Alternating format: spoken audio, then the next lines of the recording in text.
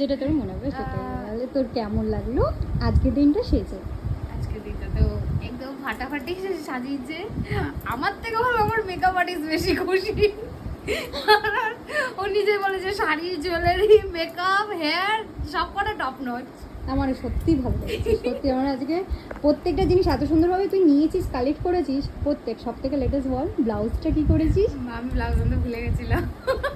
এইটা প্রক্সি দিয়ে পড়েছি, এটা অন্য কারোর সঙ্গে পেয়ার করার কথা ছিল, লাস্টে এটার সঙ্গে পেয়ার হয়েছে। তবে দেখ মানিয়ে গেছে এবং লাকি ভালো লাগছে। লাকি হ্যাঁ, সত্যি খুবই মিষ্টি তুই লাগছে। ম্যানেজ করেছিস বেসিক্যালি না। মেকআপ আর্টিস্টের ম্যানেজিং পাওয়ার মারাত্মক। মেকআপ আর্টিস্ট টুকরো টুকরো টুকরো টুকরো জোড়া করে দিস আর্ট হি মেড, মানে sorry she made this art. Thank you. তবে আজকে তোকে সত্যি খুবই মিষ্টি লাগছে।